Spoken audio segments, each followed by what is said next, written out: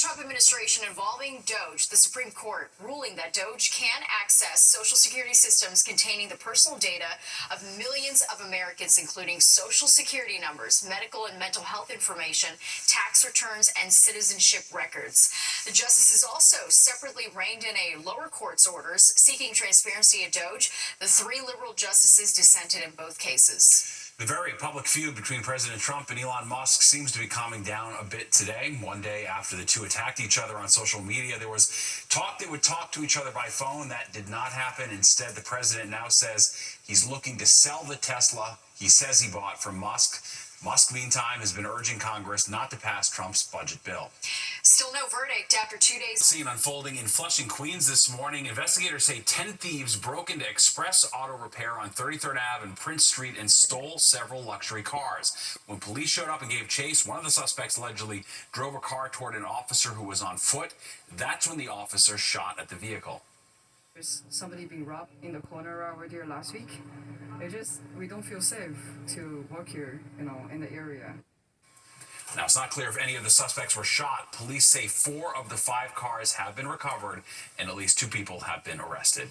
In the race for mayor, front-runner Andrew Cuomo got a surprise endorsement today. State Senator Jessica Ramos, who's also one of the 9 Democratic candidates, says she's backing the former New York governor. She plans to stay in the race, though. The progressive candidate has been critical of Cuomo in the past, even questioning his mental acuity. Cuomo says he never took any of her comments personally.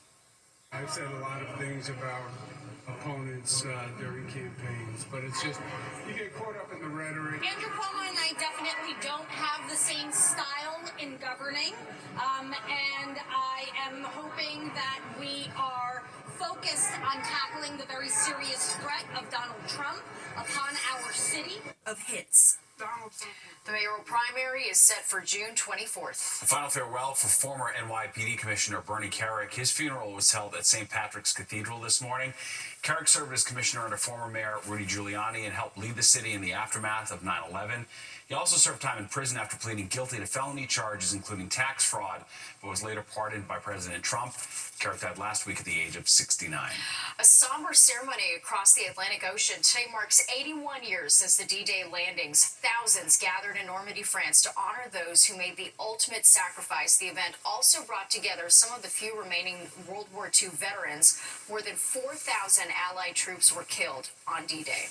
Well, a new warning tonight from the city. All right, that QR code may look legit, but scan at your own risk. What you need to know if you are planning on parking. Plus, concession confessions, the new push from a group of lawmakers to investigate how much it costs to buy food and drinks at big concerts and sporting events. You're watching the 10 o'clock news.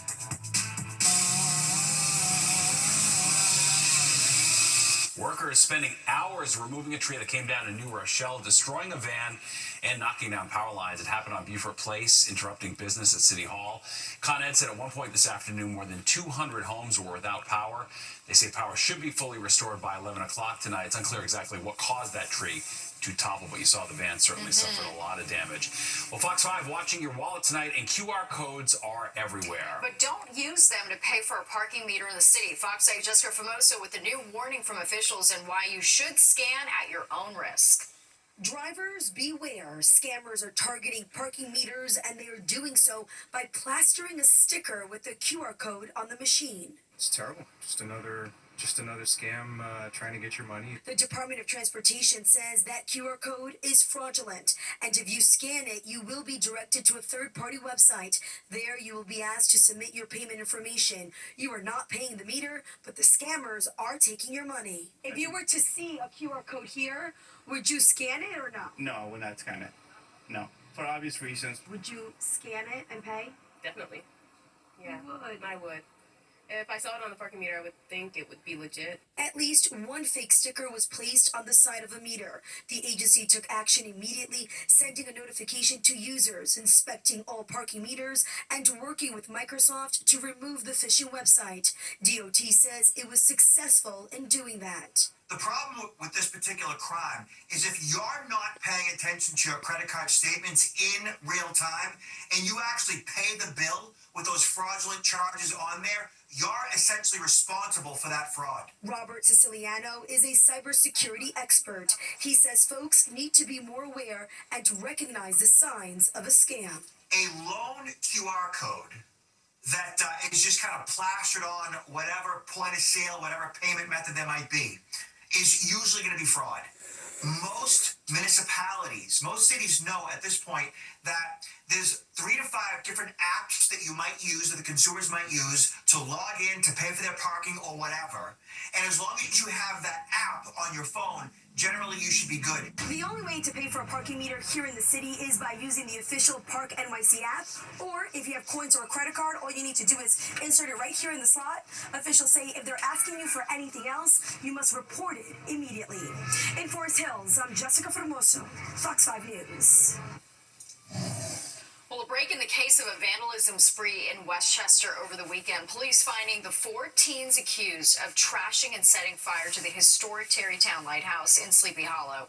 An 18-year-old and a 19-year-old are charged with arson, burglary, and other charges.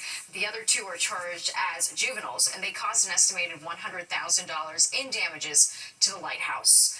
Well, if you've ever gone to a stadium for a game or a concert and thought I'm paying way too much for food or beer, you're not alone. Yeah, have you ever not thought that? And now some lawmakers are calling for an investigation. Fox 5's Jennifer Williams has more on that and has been listening to your concession confessions. 14 consecutive free throws.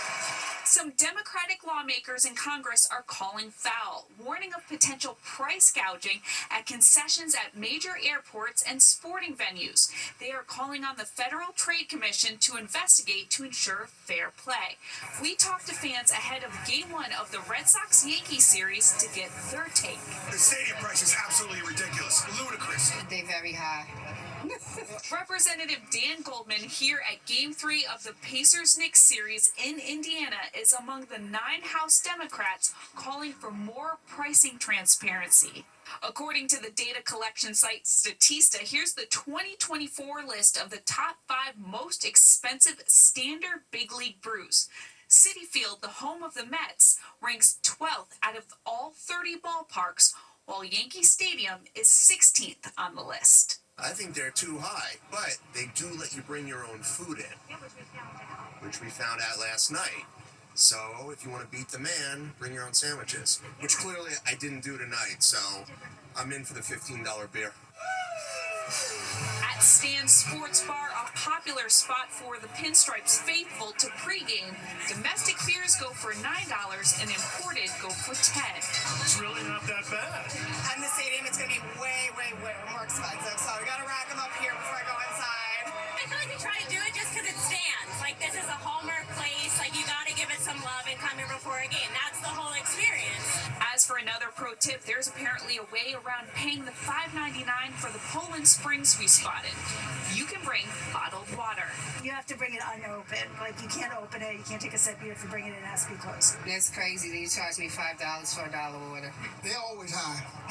Everything is high. In the Bronx, Jennifer Williams, Fox 5 News. Yeah, it's always been like that, but it just keeps getting worse and worse and worse and worse. All right, back to the weather for a moment. Yeah, rain is on the radar. It's shaping up to be a soggy Saturday. Nick's got the forecast coming up next.